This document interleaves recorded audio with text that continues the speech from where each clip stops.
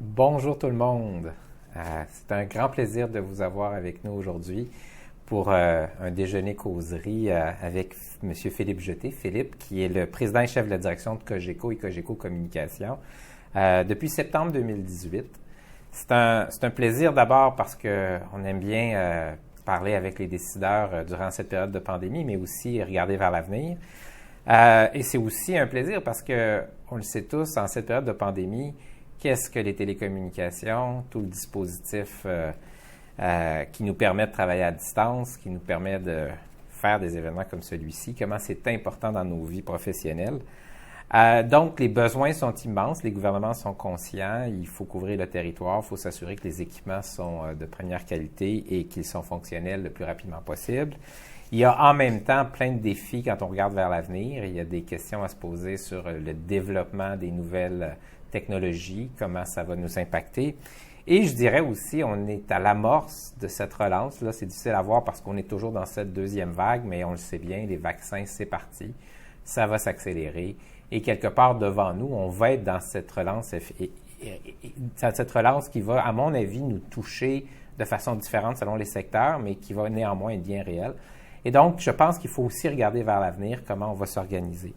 Je vais rapidement céder la parole à Philippe Jeté, comme à l'accoutumée.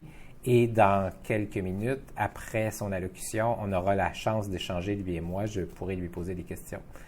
Donc, sans plus tarder, Philippe, je te laisse la parole. Bonjour à tous. Merci. Bonjour Michel, ami de la Chambre. Ça me fait plaisir d'être ici avec vous aujourd'hui, et même si c'est de façon virtuelle.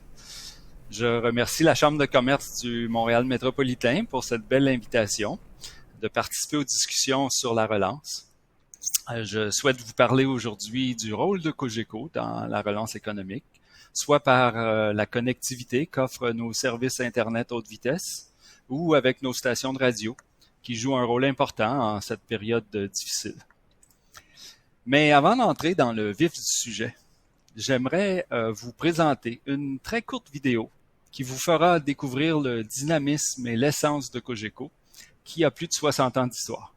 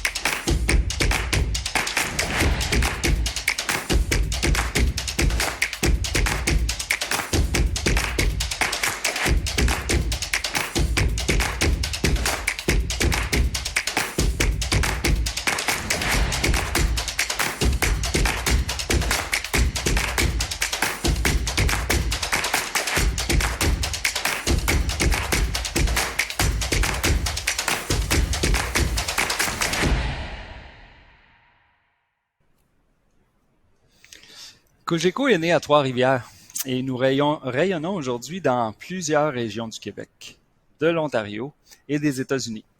Et ce, à partir de notre siège social, ici, à Montréal.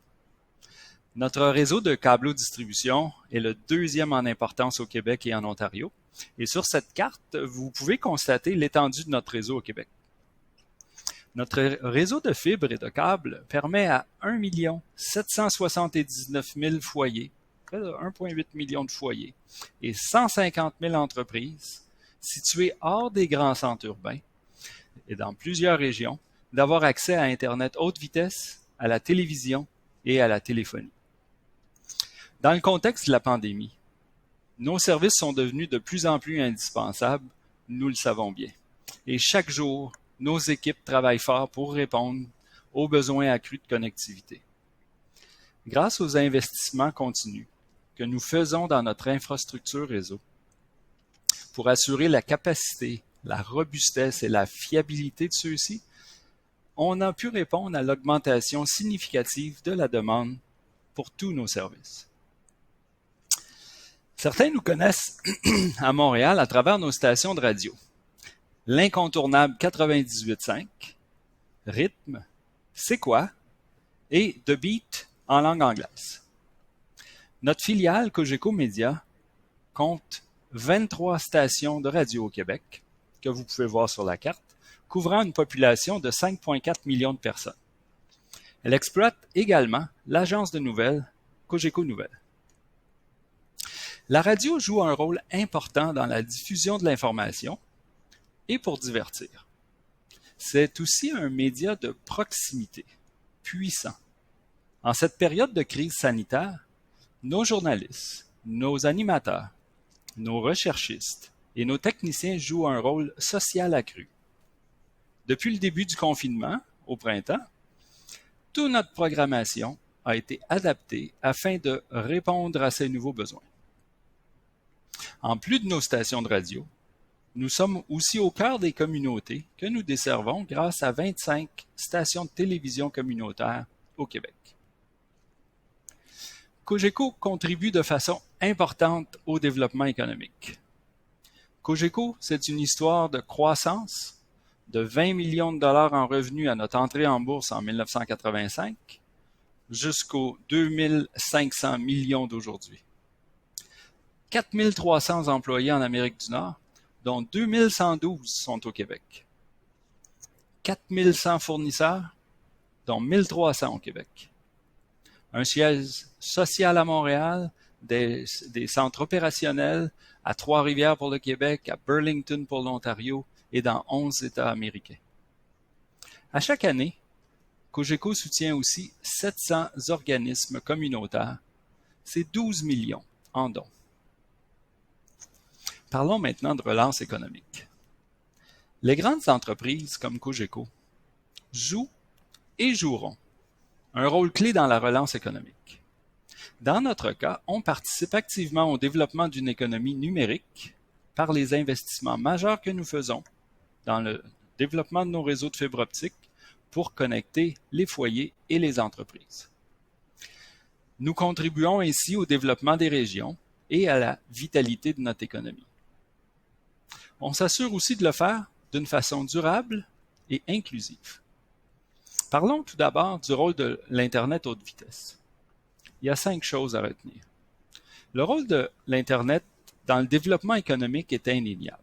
Plusieurs études démontrent qu'il favorise la croissance de l'emploi global, mais aussi des salaires moyens. Selon une étude de l'OCDE réalisée en 2019, une augmentation de 10% de la connectivité par Internet représente une augmentation de 1,4% du produit intérieur brut. On le constate chaque jour, la connectivité est essentielle au développement des affaires, à la productivité et aux activités quotidiennes. Selon une autre étude du Cyrano, les entreprises québécoises qui ont adopté les technologies numériques ont obtenu de réels avantages. 60% ont accru leur productivité, 50% ont réduit leurs coûts d'exploitation et 42% ont amélioré la qualité globale de leurs produits. Deuxièmement, l'utilisation des communications numériques augmente dans tous les secteurs d'activité. On le constate avec le commerce électronique, mais aussi le télétravail, l'enseignement en ligne, la télémédecine, par exemple. Et toujours selon le Cyrano, 86% des nouveaux acheteurs en ligne vont continuer à magasiner en ligne dans le futur.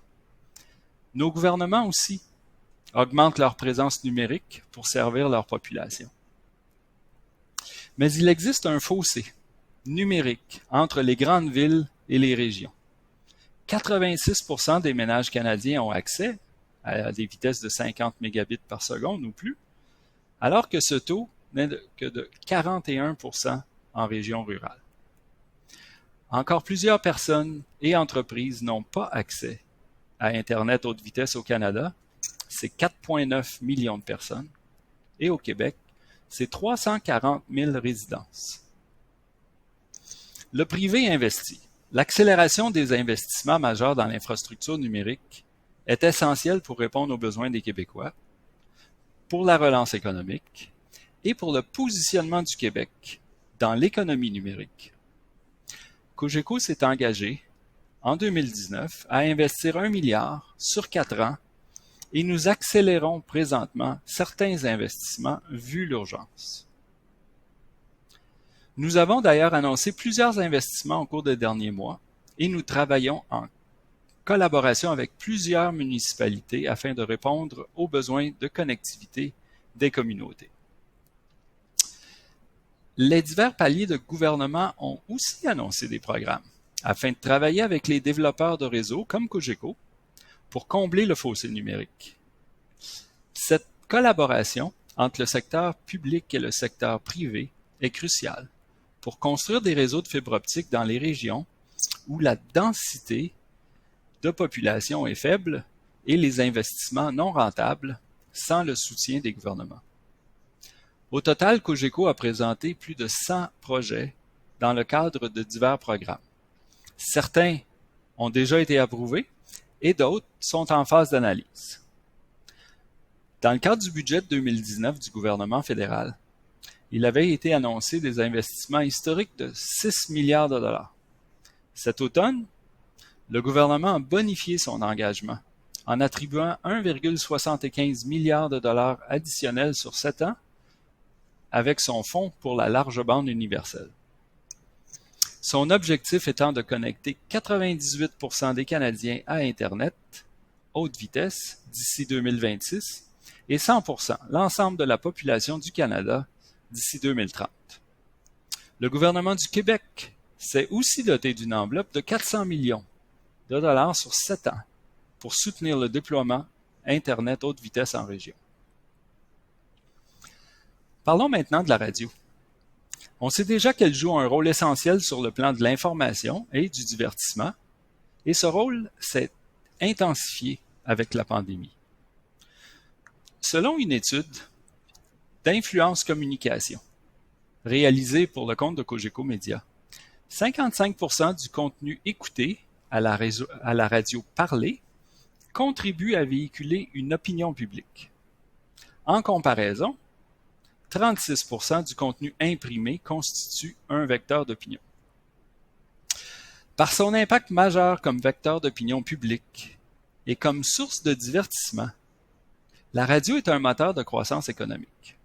Il représente un des principaux outils pour promouvoir les différents secteurs du commerce en détail ou des entreprises de services, et ce, de la très grande entreprise à la petite PME en région.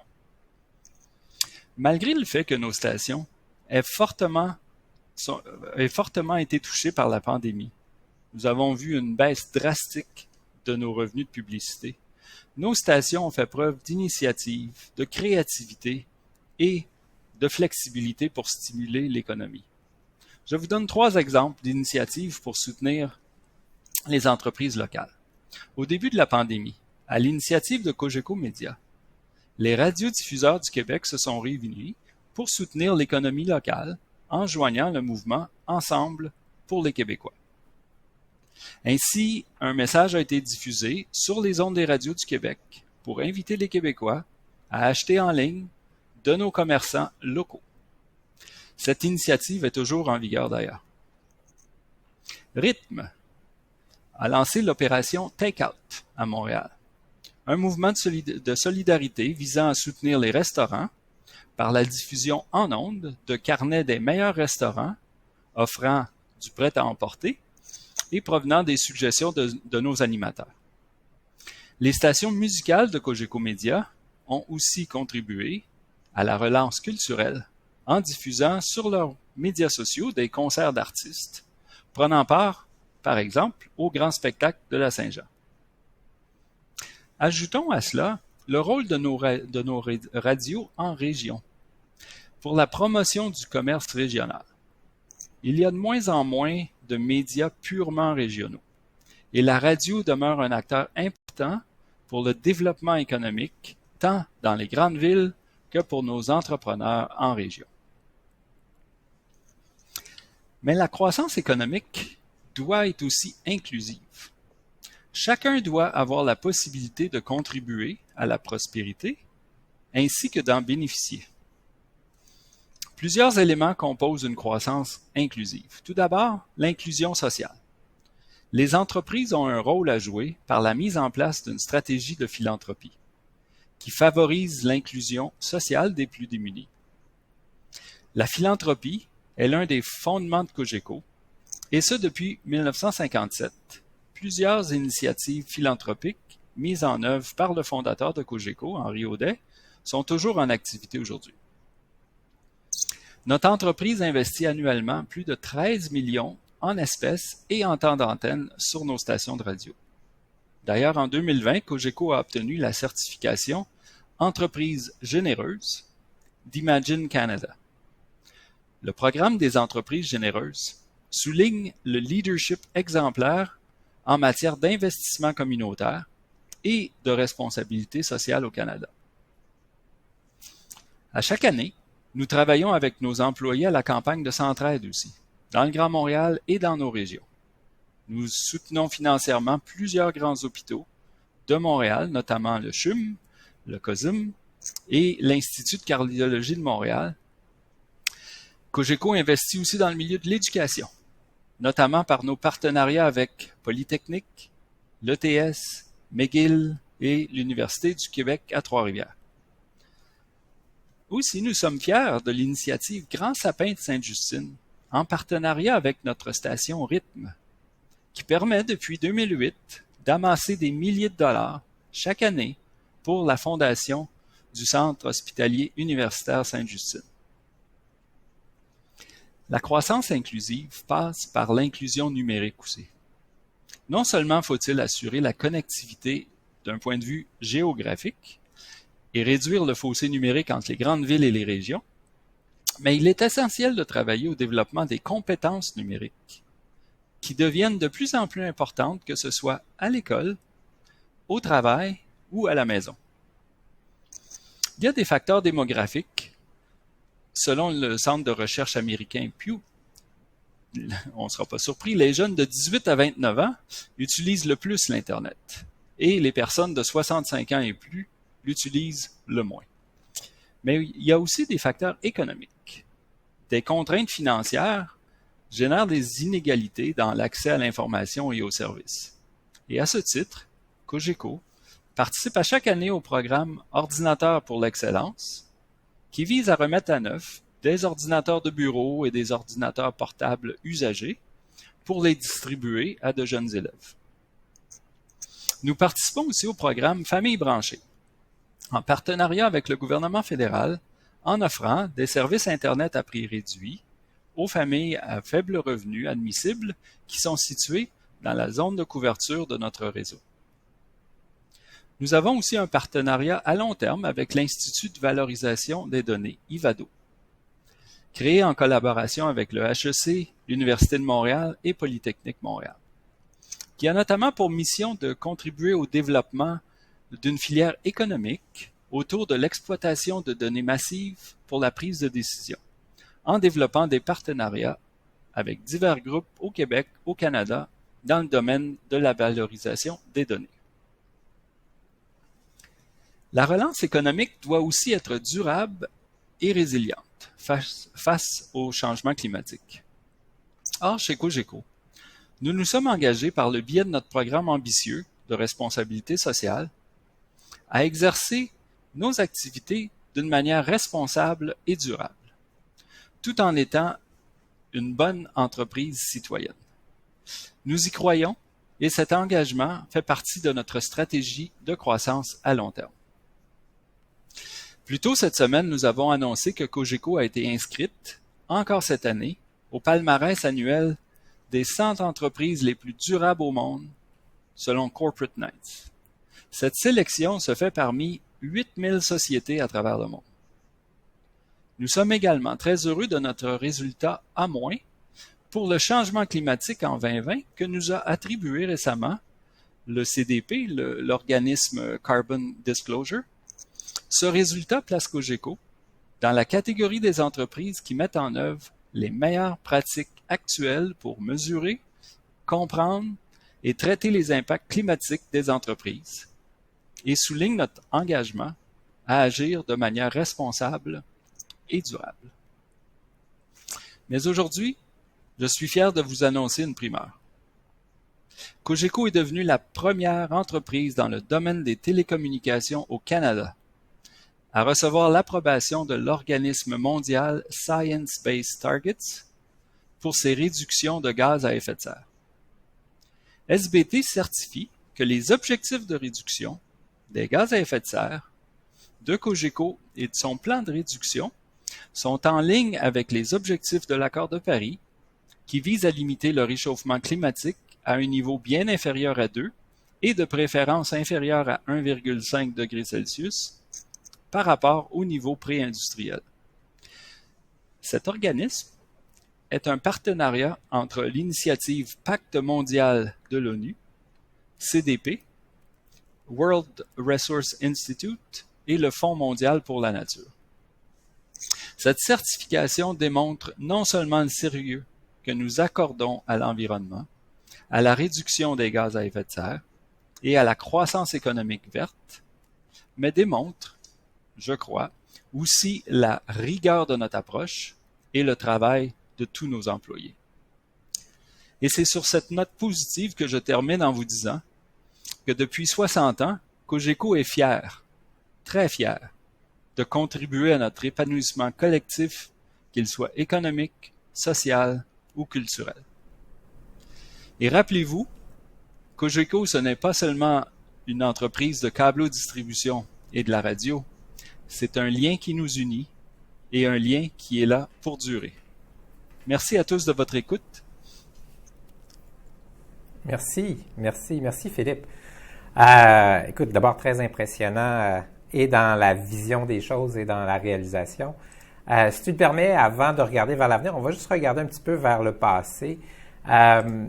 Évidemment, la pandémie et ses impacts ont amené, comme je le disais d'abord, beaucoup de pression sur le système, télétravail, commerce en ligne, etc.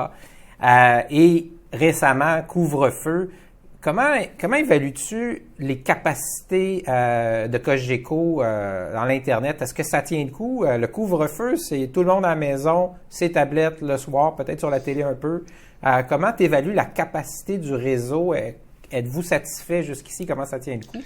Oui, on a travaillé fort et ça dès le mois de février là, pour augmenter la capacité de nos réseaux. Et c'est pas juste l'Internet pour le télétravail ou les vidéoconférences, c'est aussi le divertissement, avoir assez de capacité en téléphonie, en vidéo et en Internet haute vitesse. Donc, on n'a pas arrêté d'ajuster la capacité de nos réseaux. La bonne nouvelle, c'est qu'on a tenu le coup. Tous nos réseaux ont tenu les nouvelles charges, soit en plein milieu du jour ou aux heures de pointe en soirée. Fait qu'au niveau des réseaux, nos réseaux de pointe, les investissements qu'on a fait en fait, de façon continue, c'est pas un investissement ponctuel. Là. À chaque année, on investit des centaines de millions à augmenter la capacité de nos réseaux. Donc, on a passé au travers. Il a fallu en ajouter beaucoup de capacité plus vite qu'on pensait, mais on l'a fait. Nos techniciens, nos ingénieurs ont travaillé fort, puis les clients, je pense, ont pu travailler d'où ils voulaient et se divertir aussi après les heures de vidéoconférence avec le bureau. Il y a pas juste les réseaux, il y a aussi toute la réorganisation de l'entreprise. 4300 employés qui doivent travailler en télétravail. Bon, évidemment, nos techniciens extérieurs sont à l'extérieur, donc un peu moins exposés à la COVID et à la pandémie, en autant qu'ils rentrent pas dans les résidences pour solutionner, pour ajouter des services ou solutionner des problèmes avec le réseau. Fait que l'organisation de notre travail extérieur, on a modifié ce que ça prenait et on s'est inventé des nouvelles façons pour ne pas avoir à rentrer à l'intérieur des maisons. Donc maintenant, il y a un service par vidéoconférence entre l'appareil mobile de nos techniciens et les résidents qui peuvent rester à l'intérieur de leur maison, nous aider à compléter les travaux de façon très facile et automatisée la plupart du temps. Donc, on a été créatif, on a trouvé des solutions avec nos clients là, pour assurer les déploiements des services et la maintenance de nos services. Pour les employés de bureau, on était plutôt bien équipés. Il faut comprendre que les organisations de télécommunications fonctionnent 365 jours 0,25 à chaque année, 16 jours, 24 heures par semaine, 24 heures par jour. Donc, on est plutôt bien équipé du côté technologie, mais il a fallu repenser à plusieurs processus de travail là, qui ne s'effectuent plus à partir du siège social, par exemple, mais qui doivent s'exécuter avec un réseau plutôt complexe de gens à la maison. On a repensé à ça très vite, garder nos employés en sécurité, leur donner les outils avec des processus modifiés pour être efficaces. Donc, on a pensé à nos clients, on a augmenté la capacité de nos réseaux, on a facilité la réorganisation pour nos employés. La priorité, c'était de rester tous et chacun en santé, attendre que les vaccins fassent effet et que la pandémie puisse nous retourner un peu plus à la normale. Toujours en regardant un petit peu par en arrière, il faut qu'on parle un peu de l'éléphant dans la pièce, qui est une offre d'achat hostile qui arrive. Il faut gérer ça aussi. Ça semble maintenant être chose du passé, mais je voulais t'amener un peu sur les leçons qu'on doit en tirer. Et est-ce qu'il y a des choses qu'on aurait pu soit prévoir, soit faire différemment? C'est une situation un peu paradoxale où c'est une entreprise qui va bien, qui est pas à vendre, qui a son propre plan de développement et tout d'un coup arrive cette offre d'achat hostile qui vient un peu déséquilibrer les choses pendant un certain temps. Comment en fais-tu une lecture maintenant à rebours? Ben, premièrement, moi, je suis avec l'équipe là, de gestion de l'entreprise. On reste vraiment focusé sur l'avenir. On l'a toujours été. On a un plan de croissance. On continue d'améliorer nos réseaux, de prendre de l'expansion. L'entreprise va bien. Et je pense que c'est pour ça d'ailleurs qu'elle a intéressé certaines compagnies. Mais j'aimerais peut-être mettre le côté hostile de l'offre sous examen là 2 secondes. C'est un peu comme ton voisin qui trouve ta propriété belle puis qui te dit bon ben voilà de l'argent puis je prends ta propriété, va-t'en. Oui, d'un point de vue financier, on peut voir certains mécanismes là, qui amène à ces conclusions-là. Mais une entreprise, c'est plusieurs choses. C'est plusieurs parties prenantes. Ce sont des employés, ce sont des communautés, ce sont des fournisseurs et évidemment des actionnaires. Et il faut trouver l'équilibre de tous ces parties-là pour créer de la valeur durable et inclusive, comme je l'ai mentionné tantôt, pour toutes les parties prenantes. Donc, moi, ce que je retiens là, vraiment, c'est cet équilibre-là entre toutes les parties prenantes, de livrer de la valeur d'une façon continue, année après année. Et évidemment, pour des raisons compétitives, on dévoilera pas nos plans stratégiques et nos prochaines actions. Mais quand on regarde ce qu'on a fait pour un peu prédire le futur, Cogeco a fait de meilleurs rendements par rapport à la bourse de Toronto. 11,3%, je pense, par rapport à une moyenne de 7,4% pour le TSX, si on regarde les 5 dernières années. Notre taux de croissance de revenus, 38%. Notre taux de croissance du BAIA, 40%. Donc, c'est une entreprise qui va bien. On a démontré notre capacité à exécuter notre plan de croissance, puis on va continuer. En fait, ce qui est un peu troublant, puis je vais terminer là-dessus, mais c'est que on me dit souvent que la meilleure protection contre des offres d'achat hostiles, c'est d'avoir une action qui vaut cher. Et souvent, ça semble être une évidence. Dans le cas de Cogeco, c'est comme si, même quand l'action est élevée, c'est pas suffisant pour se protéger. Donc, ça nous amène quand même à se poser la question, comme tu le dis, dans l'avenir, comment s'assurer que ça ne déstabilise pas des entreprises? J'imagine que c'est pas la dernière fois qu'on voit ça se produire. Peut-être la dernière pour Cogeco, on l'espère. Mais faudra en tirer des leçons. Revenons maintenant plutôt vers l'avenir. Tu l'as dit tout à l'heure, d'abord Cogeco a toujours un plan d'investissement, son plan d'investissement ambitieux. Arrive la pandémie, les gouvernements qui mettent des sommes additionnelles. C'est clair que quand je parle au milieu des affaires, on voit très bien l'intérêt à ce que tout le monde soit relié via de l'Internet à haute vitesse, que tout notre écosystème économique soit extrêmement performant. Donc, il y a des attentes très élevées, il y a une pression. Je te demanderais, es-tu satisfait du rythme où vont les choses, vos investissements, la relation avec le gouvernement qui voudrait accélérer les choses, il y a des appels à projets. Comment tu évalues le rythme des décisions et le rythme du déploiement? Ben, ça pourrait aller plus vite. Évidemment, il y a plusieurs phases là, des initiatives comme ça. Il y a la phase de planification. Je pense que autant du côté public que privé, les analyses et les plans ont été faits. Maintenant, l'exécution, de mettre en action ces programmes gouvernementaux, il y a tellement de paliers de gouvernement, tout le monde a le même objectif. Le problème, c'est que les programmes d'un point de vue public ne sont pas très coordonnés, donc ça amène une complexité additionnelle, mais aussi du point de vue privé, les initiatives doivent être rentables. Là. Les investisseurs investissent dans les compagnies privées pour obtenir un rendement. Et c'est cette équation-là là, que le privé,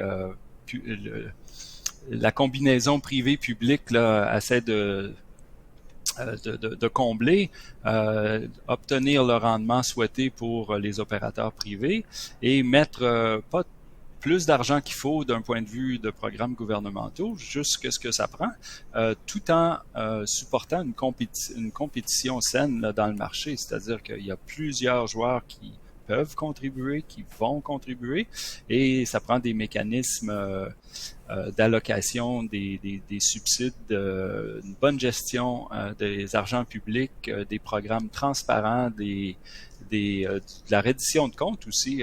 Il faut que le secteur privé puisse utiliser ces argents-là, connecter le plus d'entreprises et de résidences possible et de montrer à l'ensemble des citoyens et des communautés le bénéfice réalisé. Bon, il y a ce côté-là, la planification, allocation du capital. Je pense qu'il y a plutôt une bonne coordination en général dans le marché entre dans le secteur privé.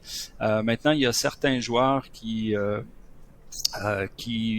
veulent pas jouer avec les mêmes règles que tout le monde. On les nommera pas, on les connaît. Et c'est particulièrement vrai dans les attaches à l'infrastructure de soutènement. Bon, ici, quand je dis infrastructure de soutènement et pas juste les poteaux, c'est que il faut passer en dessous des chemins de fer, il faut passer soit sous ou à travers des viaducs. Il y a plusieurs infrastructures où il faut passer ou s'attacher et qui demandent des négociations. Je pense que les poteaux, l'attache aux poteaux est de loin l'embûche majeure actuellement là, pour accélérer la cadence de tous les projets. Je vois beaucoup de bonne volonté, je vois des tables de coordination, mais il y a encore des lenteurs qui sont certainement dues à la tâche des poteaux. Il faut comprendre que les poteaux, c'est pas toutes les compagnies là, qui plantent des poteaux pour qu'on pourrait faire l'expansion de leur réseau. On a essentiellement les monopoles de téléphonie qui ont installé des poteaux dans le passé et les compagnies d'électricité. Les compagnies d'électricité, ils faisaient de l'électricité, ils n'avaient pas tellement d'intérêt à aider les télécommunications, téléphonie dans le passé. Maintenant, ça a changé. Je pense qu'avec notre nouvelle réalité, le support des gouvernements à tous les paliers, Hydro-Québec, par exemple, ici au Québec, là, coordonne bien mieux, en fait très bien les travaux qui s'en viennent se réaliser. Maintenant, ben, ça nous prend tous les joueurs pour être capables de réaliser nos travaux dans des échéanciers plus serrés. Je te cacherai pas que dans le milieu des affaires, on est estomaqué qu'on ait une crise d'accès aux poteaux en 2021. Là. C'est comme si c'était un environnement d'il y a 100 ans dont on discute, là, mais l'accès aux poteaux, en cette période de grande technologie, c'est très surprenant. J'aimerais que tu nous aides un peu à bien comprendre, je vais appeler ça la réalité américaine pour Cogeco.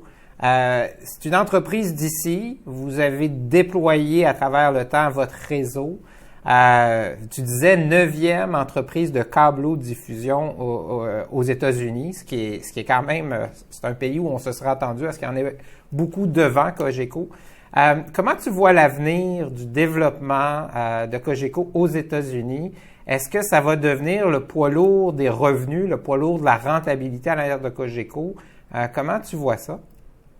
Bon, premièrement, on est rentré aux États-Unis là, comme une entreprise canadienne qui avait un savoir-faire à déployer des réseaux de câbles de distribution. Donc, notre expertise nous a bien servi pour évaluer où aller, avec qui aller, à quelle cadence, et ça l'a bien réussi. Là. On doit admettre il y a 45% du chiffre d'affaires aujourd'hui du côté de Cogeco comme communication qui provient des États-Unis. Donc, il ne faut pas s'imaginer que l'exploitation canadienne et l'exploitation américaine de Cogeco sont deux entités séparées. Notre connaissance, notre expertise canadienne est aussi pour un certain nombre de fonctions à l'interne. Hein, il y a des services partagés qui aident autant notre exploitation canadienne qu'américaine. Donc, c'est une entreprise qui n'est pas unifiée, mais qui utilise beaucoup de son expertise et canadienne et américaine pour avancer. On a des plans ambitieux pour les États-Unis pour continuer l'expansion de nos réseaux. Oui, on est 9e. Il y a des très, très gros joueurs devant nous, par exemple. La réalité américaine, c'est qu'il y a plus de joueurs dans le marché au total, mais les 4 ou 5 plus gros sont énormes. Donc, 9e, oui, on est fiers d'être dans le top 10, mais il y a des joueurs plutôt très importants devant nous.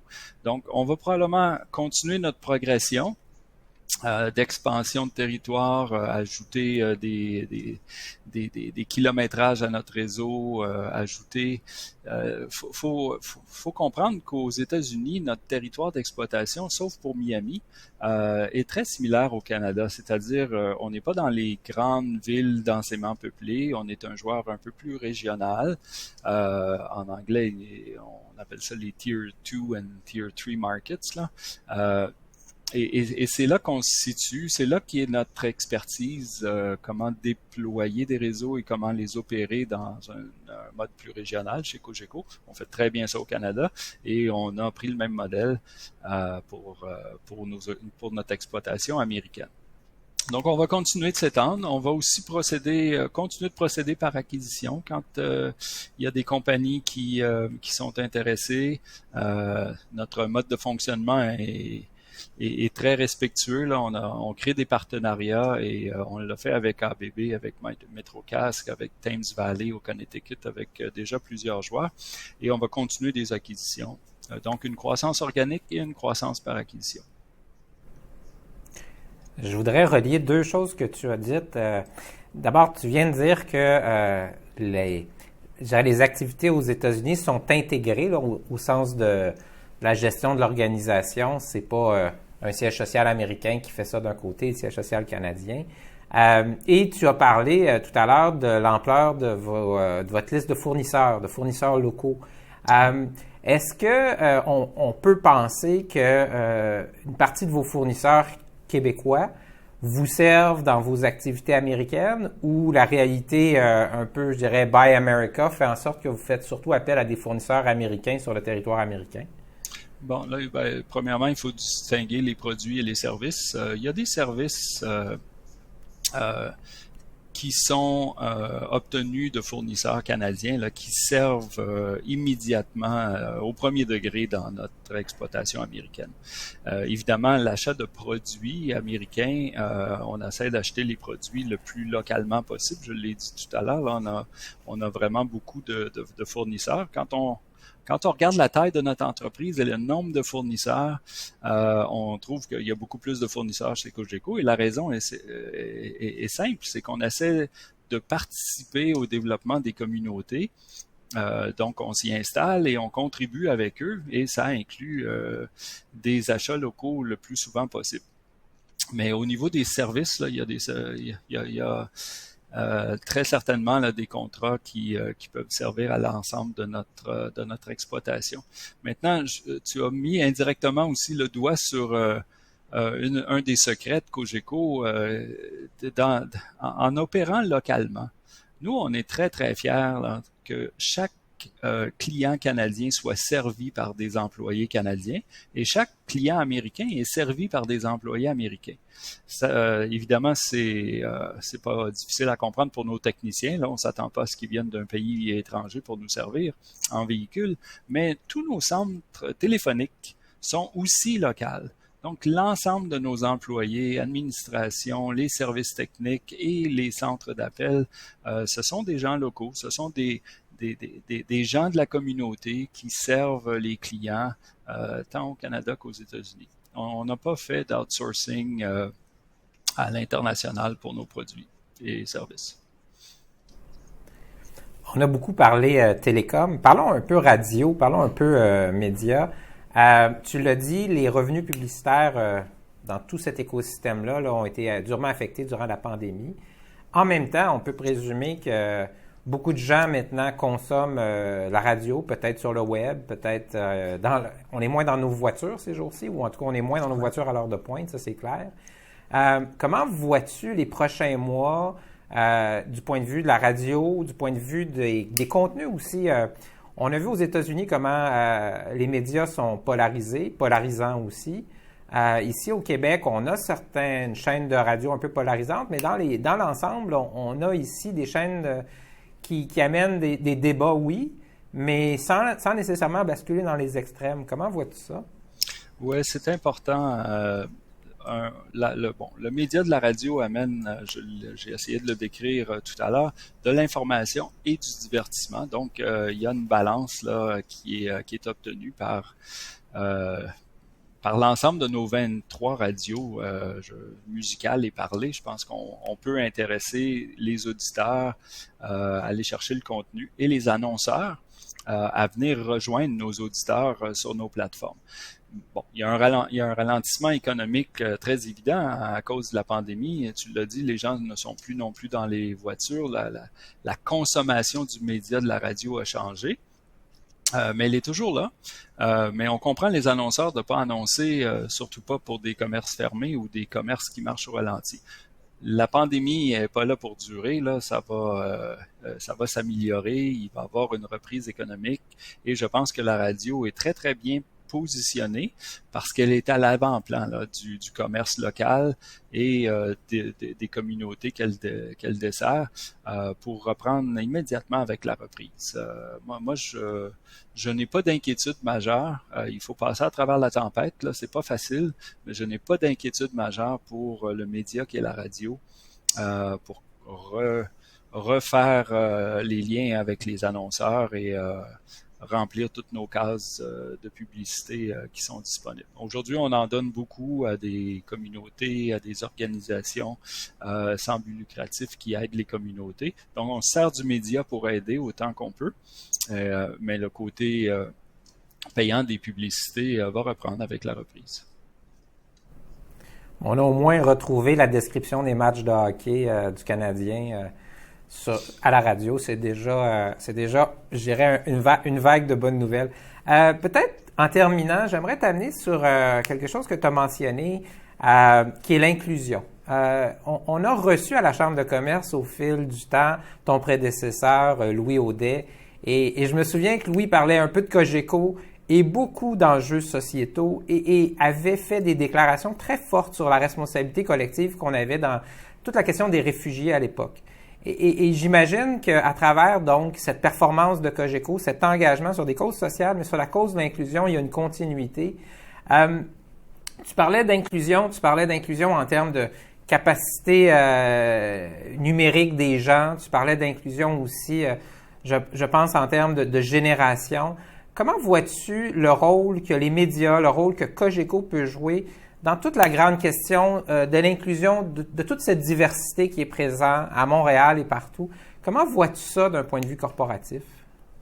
Bien, je pense que, premièrement, c'est une nécessité là, qu'une organisation qui œuvre dans un milieu composé de différentes communautés soit à l'image de ces communautés.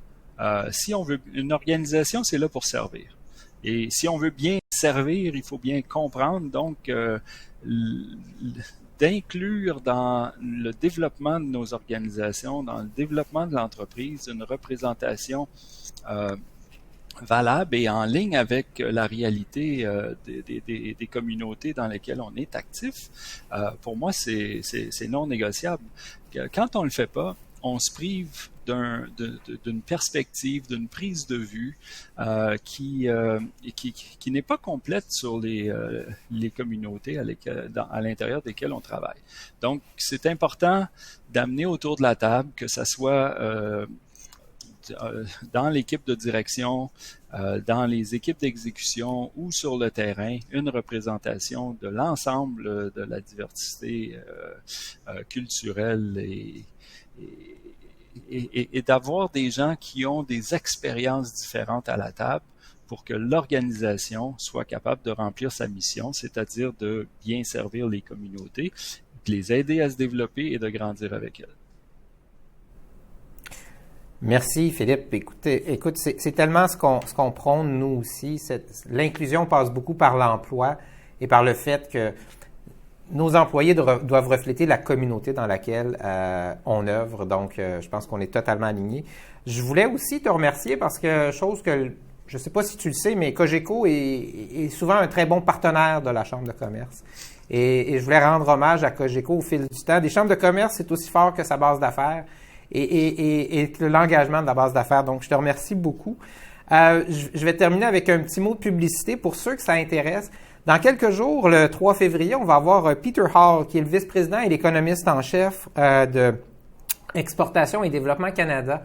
Et je vous invite à être des nôtres parce que Peter Hall, à travers le temps, a fait des projections, des prévisions sur l'évolution de l'économie dans la prochaine année, qui était toujours assez juste. Et je pense que présentement, il y a beaucoup d'inconnus, beaucoup d'incertitudes, et ça va être intéressant de l'entendre. Alors, c'est un rendez-vous, donc le 3 février, et donc je termine encore une fois en te remerciant beaucoup et en vous souhaitant à tout le monde un bon repas si vous n'avez pas mangé en nous écoutant, et une bonne fin de journée. À bientôt. Merci à tous.